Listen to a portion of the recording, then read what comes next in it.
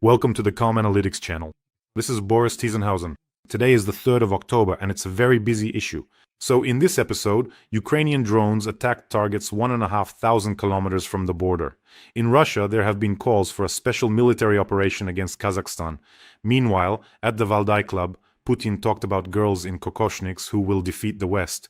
Khrushchyovkas in Russia will be repainted so things don't look so bleak.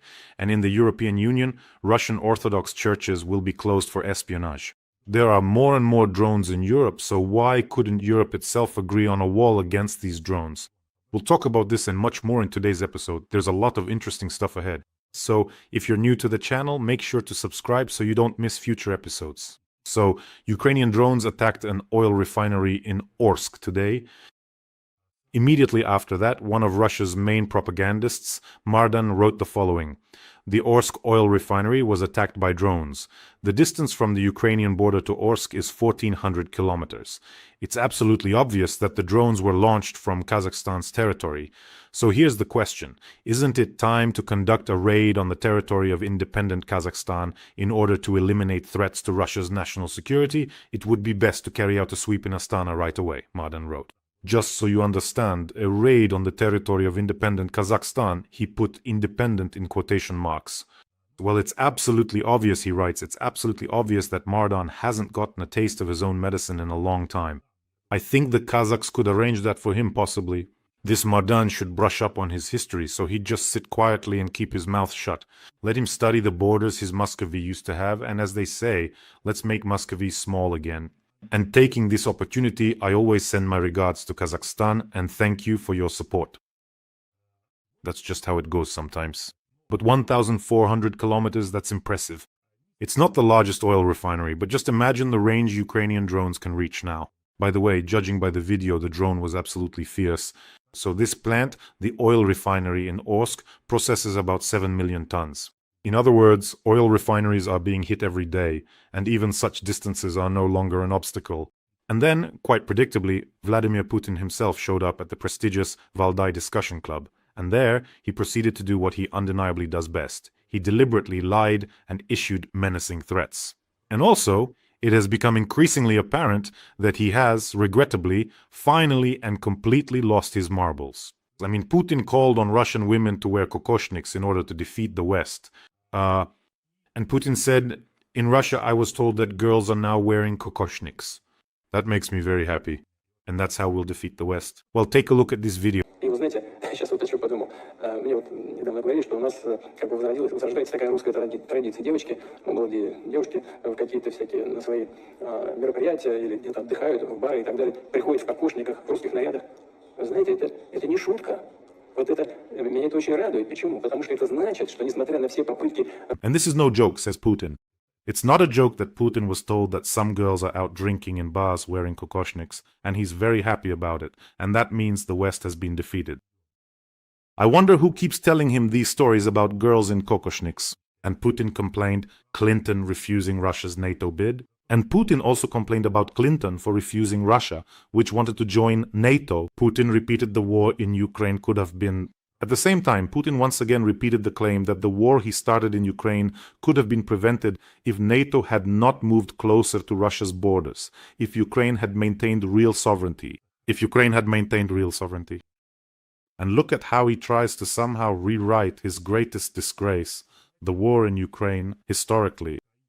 So according to this logic, Putin says that if NATO had not moved closer to Russia's borders, there would have been no war with Ukraine. But NATO has been moving closer for a very long time, since the very beginning of Putin's rule. And why didn't Putin go to war with NATO countries? In 1999, Poland, which borders the Russian Federation in the Kaliningrad region, became a NATO member. Poland, bordering Russian Federation in Kaliningrad, becomes a NATO member. Why didn't Putin go to war with Poland? Why didn't Putin go to war with Poland then? The year 2004. 4. Estonia, Latvia, and Lithuania become NATO members. Why didn't Putin, there it is, right up to your borders, why didn't he react? I'm listing countries, more expansion significant. I'm naming the countries that border the Russian Federation. In 2023, Finland becomes a NATO member. In 2023, and this is an achievement, Finland joins NATO. Across the sea, Sweden joined. Across the sea, Sweden joined next year. So why didn't he attack them? So why didn't he attack those countries? Well, maybe it's not about NATO at all. From the very beginning of his rule, Putin did everything he could to make other countries seek protection from the alliance as quickly as possible. From the very start of his rule, Putin did everything to make other countries, especially Russia's neighbors, try to get protection from the alliance as quickly as possible. Aggressive ignorance is all that Russia has spread since Putin came to power. Constant threats, constant attacks against its neighbors. I just read you a quote from Mordan, who is planning to organize a raid into Kazakhstan. By the way, despite this, Mr. Tokayev is helping Putin circumvent the sanctions. Interconnected. You see how everything is interconnected. These constant threats from their side, sometimes Kazakhstan is a made-up country, sometimes Ukraine is not a real country, Azerbaijan is also not a real country. Basically, Russia is like one big drunken pot-bellied guy with Putin's stretched-out face on his t-shirt yelling, "We can do it again," after drinking too much somewhere at a foreign resort. That's Russia. The most interesting thing is that this whole unwashed boorish horde is only patriotic when nothing needs to be done. Shouting Kalinka Malinka, smearing drunken snot to shaman or Lyuba songs. They do. Shouting Kalinka Malinka, smearing snot to shaman or Lyub, they are capable. To actually fight for the motherland, the way Putin always portrays it. No, sorry, that's not happening. But to fight for the motherland, as Putin always portrays it, no, only for money, nothing. Exclusively. If you take away payments from this biomass from Ukraine, no one left on the front line. Cut payments for Ukrainian biomaterial, none remain on the front line. And in Russia, the authorities are compelled to continually increase the financial payments and monetary compensation for those individuals who choose to go and fight almost every single month without fail. But even for big money, fewer and fewer fools are willing to go fight. Well, in every sense, fewer and fewer. And to make things less depressing for Russians, the State Duma proposed repainting Khrushchyovkas to make things more cheerful. Deputies from the New People faction proposed a project to repaint Khrushchyovkas and standard residential buildings in vibrant, rich colors. The authors of the initiative cited Chita as an example where building facades are painted bright yellow, lilac, and mint colors. Deputies emphasize scientific studies confirm a lively color palette improves environmental perception, making cities more attractive and vibrant. The deputies emphasize that scientific studies confirm that a lively color palette in the city improves the perception of the environment and makes cities more attractive and vibrant. But listen, by that logic, in Russia, gray and brown are the two colors that should be rolled out. By the way, they cited Chita as an example. I looked it up. Look, Chita, the district called Zenitka. Wooden outdoor toilets surrounded by piles of garbage and filth. Wooden toilets surrounded by garbage. If you paint that toilet in the center of the composition mint, everything instantly looks completely different. I think if you paint that toilet right in the composition center, mint, everything will instantly look different, right? Just imagine, a Russian wakes in Chita in one of those wooden houses and opens their mint shutters. Just imagine. A Russian wakes up in Chita in one of those wooden houses and opens their mint-colored shutters. In the distance, there's a neighbor who hanged himself on a birch tree, the one who came back from the so-called special military operation. Cesspit, kids sculpting Putin from manure. In the cesspit, kids are sculpting Putin from manure. And everything around is mint and lilac. Beautiful, isn't it beautiful? If you thought kokoshniks at Valdai Club were the end, you're wrong. If you thought kokoshniks were it, you're mistaken. There was... Sometimes you turn it on and ask yourself, how can this be happening? You turn it on and ask, how can this be happening? How can it even say something like that? Putin said that Europeans are fleeing their countries by the thousands and moving to Russia. He added, I can't say there's some kind of super influx, but it's thousands of people. Thousands. This flow is happening more for reasons of values than for political reasons. People are moving here, to Chita for example. There are enough houses there for everyone. He also clarified that thousands are applying for Russian citizenship, and the main reason, according to him, is the gender terrorism against children that he claims is practiced in the West. Meanwhile, according to Russia's Interior Ministry statistics, interest in moving to Russia has reached its lowest point in 11 years. Meanwhile, according to Russia's Ministry of Internal Affairs, interest in moving to Russia is at its lowest in 11 years. That's just Botoxed blabbering nonsense, isn't it? I'm almost certain that it's not thousands moving to Russia, but hundreds of thousands who have left Russia after the full-scale invasion. Certain it's not thousands Russia, hundreds of thousands left Russia while the invasion. Lie time? Why does he lie all the time? Do you know even one person, does anyone know, who in their right mind has moved from Europe to live in Russia? For the money, sure. People like Steven Seagal, they're making a good living. Where else? For the money, sure. People like Steven Seagal, they're making a living. Where else would he be? But here, he was actually planning to go fight for Putin, but then he said that he planned to fight for Putin, but he said maybe other time. Some other time, apparently. Or take that American Derek Huffman who came here with his family and, to speed up getting citizenship, went to the Ministry of Defense, signed a contract, and went off to kill innocent civilians in Ukraine. But you really have to be completely out of your mind to go fight for someone else's cause. But you have to be insane to go fight for a country that's not yours, against peaceful people of another country, a country that's not even yours, against the peaceful people of another country. There was also the Heyer family from Texas, USA. In Russia, they always make a showcase out of this. Look, a whole family is coming. That's enough for the first news story. So, they all moved to Russia with their 3 children, saying they wanted to escape the LGBT community in the US. But in the very first month, they lost all their savings and faced serious difficulties. Well, what did you expect? What did you expect? And since we're talking about values, Putin says people are moving for reasons of values. Of course, the Russian Orthodox Church. I checked the latest news and I think it's just wonderful. In Sweden, Russian Orthodox Church closing, espionage. A Russian Orthodox Church wants to close due to espionage. Westeros authorities appealed to the government to close the Moscow Patriarchate's Orthodox Church and seize the land.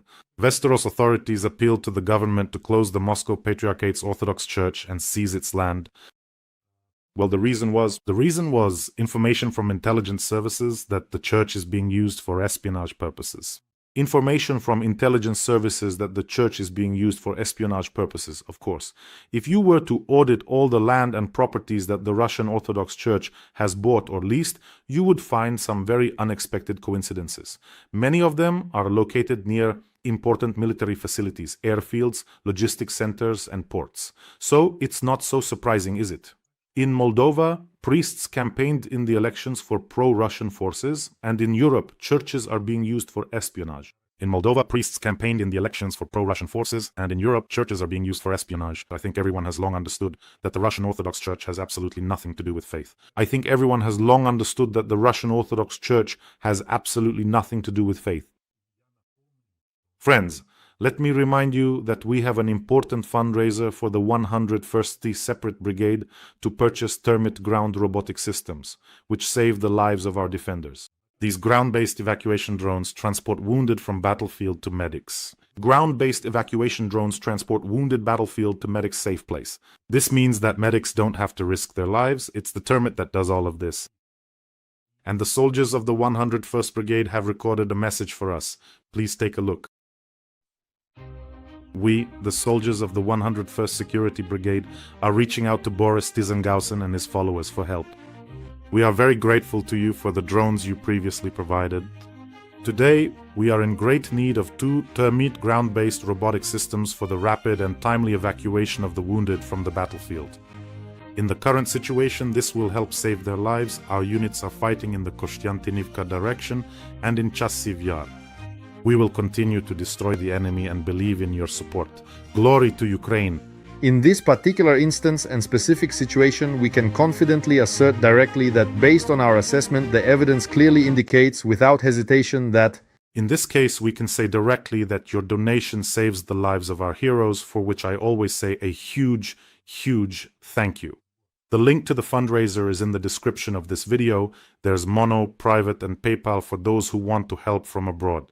I see all of you and express my gratitude both from myself and from our defenders. But if you don't see it in the description, there's a QR code as well. It also leads to the fundraiser. And on that note, Putin did not stop. So kokoshniks, apparently trillions of people are running to Russia, wanting to live there. And he also threatened Trump with escalation. He went even further and threatened Trump with escalation between Russia and the US if tomahawks are supplied to Ukraine. Putin stated that supplying Ukraine with American long-range Tomahawk missiles would mark a fundamentally new stage of escalation in relations between Russia and the US. Will this damage relations where there seemed to be some light at the end of the tunnel? Will this damage relations when there was light? It will. Putin, impossible to use Tomahawks without military personnel. Putin said it's impossible to use Tomahawks without involvement of American military personnel. Where was that light at end of tunnel supposed to appear? Putin has done nothing but mislead or talk circles around Trump. Putin has only misled or talked circles around Trump. He mumbled, Trump walks away satisfied. Putin shells Ukrainian cities. He mumbled a tube, Trump walks satisfied, night Putin shelling Ukrainian cities. That is, he realized that no one was planning to impose sanctions just yet, but sanctions of a different level loomed. But then suddenly, sanctions of a different level started looming, I mean Tomahawk missiles, and Putin made threats. To make threats like, if you do that, our friendly relations will end. What kind of friendly relations can you possibly have with this dancing dinosaur? Explain it to me. By the way, neither of them, I think, knows how to be friends or even intends to. So basically, Putin said that we'll shoot down those Tomahawks, we'll improve our air defense system. But how improve it if Tomahawks wipe it out? And how will you improve it if those Tomahawks, with the right approach, take it out quickly? With the right approach, pretty quickly, and Putin reminded us that the US supplied Ukraine with long-range ATACMS missiles, which caused some damage, but the Russian military learned how to shoot them down. But how did they learn? When a new air defense Wunderwaffe appeared, ATACMS flew in just fine when we had them, hitting military targets perfectly, just great. And notice, everyone is threatening war, but not Putin. He's somehow avoiding escalation, like he's had some Botox and is trying to keep a straight face, doesn't want to, just doesn't want to. Because he understands that if he threatens Trump directly, not through his alcoholic sidekick, Medvedev, but directly, it will end very badly for him. And of course, he started up his favorite tune again, that Russia is fighting all the NATO countries. Simple question. No, let's do it this way. Teller Seyan, here's a starred problem from the Skanevi textbook. Simple question. Russians, here's a starred problem from the Skanevi textbook. How many NATO soldiers have died in this war? How many NATO soldiers have died in this war? Putin has been fighting all the NATO countries for 4 years. Putin has fought NATO for 4 years. How many? On the Russian side, we know there are over 1 million dead and wounded. 1 million dead and wounded. So how many NATO soldiers have died? And in response to the words about a paper tiger, Putin said, yeah, so what are you going to do to me? You called me a paper tiger, and then what? Go deal with this paper tiger, but you see, things turn out differently there, said Putin. So here, Putin is basically telling Trump, you can call me names all year long, but you're still a hippo. You talk about me, but you're really talking about yourself. It's a paper tiger, and then what? Go deal with this paper tiger, but as it turns out, everything is different there, said Putin. So here, Putin is directly telling Trump, you can call me names all year long, but you're still a hippo. You talk about me, but you're really talking about yourself. That's about the level of argumentation here. And Putin says, if you call me a paper tiger, then defeat me. That's the only thing you can agree with. And now, our favorite segment, how to outplay everyone without attracting the attention of the orderlies. Putin stated that he does not see himself as an emperor. All these questions that are asked to him from the audience, I think everyone understands perfectly well that they are all pre-approved. So someone from the audience asks him whether he feels like Emperor Alexander I, who ruled the empire for 24 years. Someone asked if he felt Emperor Alexander the Fence, ruling for 24 years. And also Putin was negotiating a new world order. Putin negotiating new world order. Putin replied, no, I am not emperor, elected for a term. Putin replied, no, I do not consider myself an emperor because I was elected by the people for a specific term. But then he reset those terms. Then he added more terms for himself. He added more terms. After resetting his terms in 2020, Putin is in power for 25 years. So after resetting his terms in 2020, Putin has already been in power for 25 years, longer than any ruler since Stalin. And in fact, he sees himself figure-level Russian emperors, tsars. And in fact, he really does see himself as a figure on the level of Russian emperors, tsars. You know, I think he actually associates himself more with Peter the Great. In June 2022, Putin told young entrepreneurs Peter the Great fought the Great Northern War for 21 years. In June 2022, Putin, speaking to young entrepreneurs, said Peter the Great fought the Great Northern War for 21 years. He didn't bargain. He was taking back and strengthening, taking back and strengthening. Apparently, it's our turn now to take back and strengthen as well. What exactly have you strengthened? What have you taken back? Are you planning to give half of Russia back to China? That's exactly where things are heading, by the way. Don't forget, friends, to subscribe to this channel. Calm analysis helps in these turbulent times. There are already 456,000 of us, and I always thank you for the sensible atmosphere in the comments, and it's always this sensible atmosphere that saves us from accidentally, like with Putin tilting the kokoshnik. His has already fallen to the side, so subscribe. Every voice matters. Join our community, support independent journalism and help us bring you the truth from Ukraine. Become a member of Ukraine Today. Join us now. Now to the news that has become routine in Europe, even though it shouldn't be happening at all. In Belgium, on the night of October 3rd, 15 drones were spotted over the Elsenborn military base in the east of Liège province. Munich airport suspended operations by drones. Munich airport suspended operations for hours from drones. So you see, and interestingly, in Munich they even deployed a helicopter for patrol, but the search for these drones and those who might have launched them yielded no results. You know what? Take a look, a rock church nearby. Take a look, maybe there's an rock church nearby. I guarantee you the dome just opens up like this and out fly the drones. I guarantee you they're involved in this intimidation scheme. And before that, there were mass drone flights in northern Germany. By the way, these drones, a flock of 15, flew from Belgium to Germany. So things are really serious there. EU countries couldn't agree on a drone wall against Russia. The countries of the European Union failed to agree on creating a drone wall to protect against Russia. Macron says it's unrealistic to close 3,000 kilometers of border, and countries farther from Russia to west don't want eastern flank to use European funds. Macron says it's unrealistic to close 3,000 kilometers of border, and western countries don't want the eastern flank to use European funds. In other words, it's extremely cynical. Why should countries that aren't being hit by these drones yet chip in, or rather, why should the eastern countries who plan to take money from those European funds get support? Chip in, why eastern countries from European funds? Well, basically, it's the same as always, but building a wall against drones is fighting the symptom, not the cause. A wall against drones fighting the symptom, not the cause. That is, the cause is the idiotic leadership of the Russian Federation. The cause sits in the Kremlin, that 1.5 meter tall one.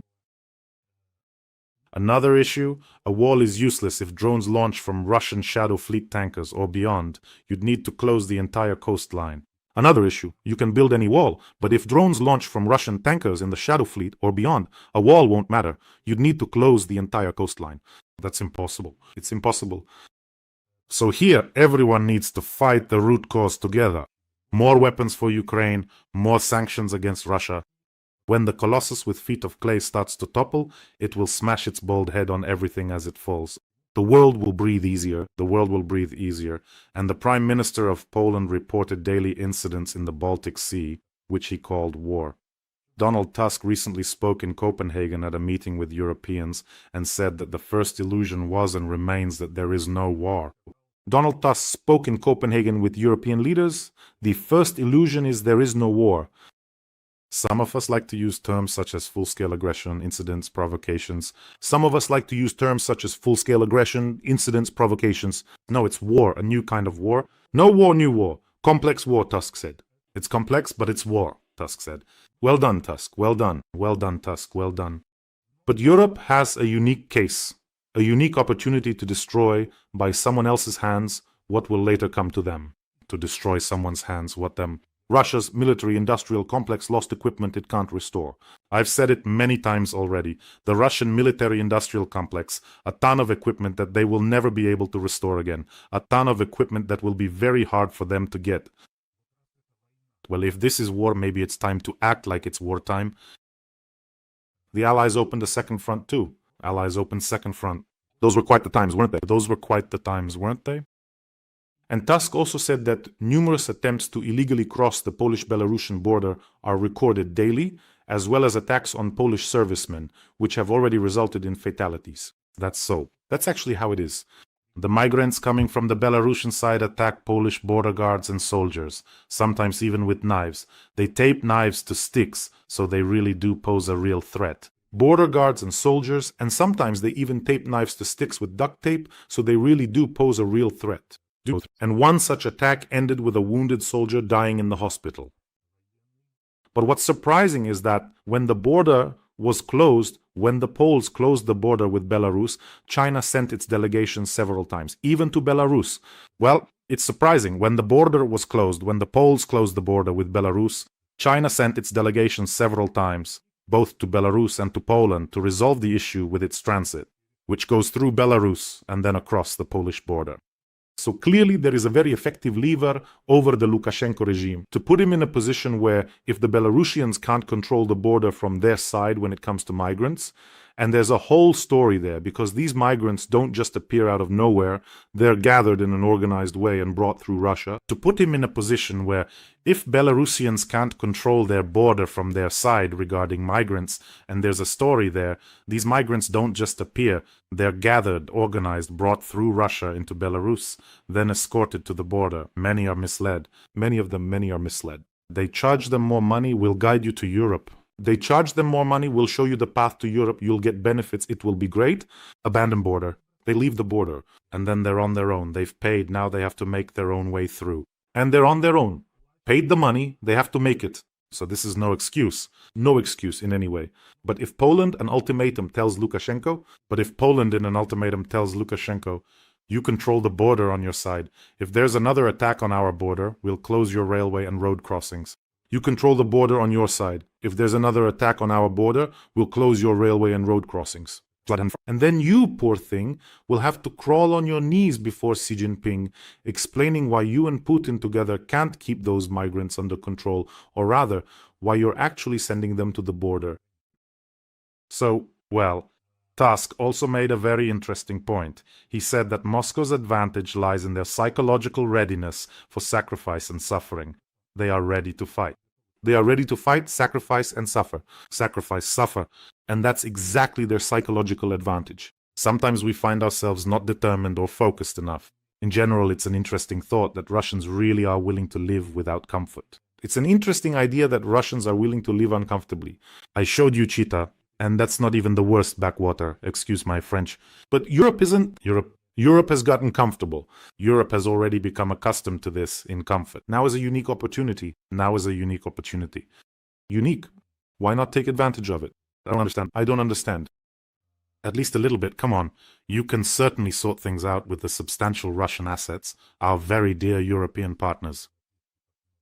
Obvious Putin started the war, Russia obliged to pay reparations. Well, who still doesn't see that Putin started the war, that Russia must pay reparations and give Orban a kick in the backside? He's blackmailing the European Union, strutting around, intimidating more than 20 countries there. Look where we've ended up. By the way, about Orban, someone who's earning petrodollars. This Stakhanovite is scaring everyone. This Stakhanovite scares all with war. Ukraine, stop helping Ukraine. Ukraine not be accepted anywhere. Ukraine anywhere. This is not our war. We should not supply weapons. We shouldn't be supplying weapons and so on. But now he's come up with a new talking point. That Hungary will go to war with Russia if Ukraine is able to become a member of the European Union. Hungary goes to war with Russia if Ukraine joins the European Union. Logic? So what's his logic? That if Ukraine becomes a member of the European Union and Russia attacks Ukraine again, then Hungary will be obliged to enter the war. What are you talking about? No one owes anything to anyone. I'm sure NATO thinks 100 times before entering a war if Putin attacks countries. I'm sure NATO would think 100 times before entering a war if Putin attacks one of the countries. Not all alliance countries would rush to help. Well, not all alliance countries rush to help. Consultations about consultations. Article 4 hanging by a thread. By the time they get to Article 5, it will already be a disaster. For this reason, Orban said that Ukraine could drag us all into war and that Hungarians shouldn't be concerned about the opinions of the other 26 EU countries. What matters is only what their own state thinks, Orban stated. And he said that Ukraine has a very difficult fate. Why should we share it? Why should we share this difficult fate? He asked this question about that difficult fate. He posed this question. He says every nation can decide. He says every nation has the right to decide. Every nation has the right to decide Russian oil and gas through its territory for Orban. Each nation has the right to decide if Russian oil and gas passes through its territory. Why care Orban's opinion on this matter? Why should we care about Orban's opinion on this matter? And what if other countries hold a referendum and ask whether they want to be in the same union as Orban? And what if other countries hold a referendum and ask whether they want to be in the same union as Orban, who takes twice as much from European funds as he puts in? Good question, isn't it? Good question, isn't it? Well, basically, Viktor Orban does whatever he is simply allowed to do. I hope for reform of this voting system and that certain people will be shown the door. I hope for a reform of this voting system. People shown the door, take care of loved ones. And you, friends, take care of yourselves and your loved ones. Subscribe channel. And let's help our soldiers from the 101st Separate Brigade. The fundraiser, the link to the fundraiser is in the description of this video. Fundraiser link in description video. Wishing us all a peaceful day and glory to Ukraine. Wishing us all a peaceful day and glory to Ukraine.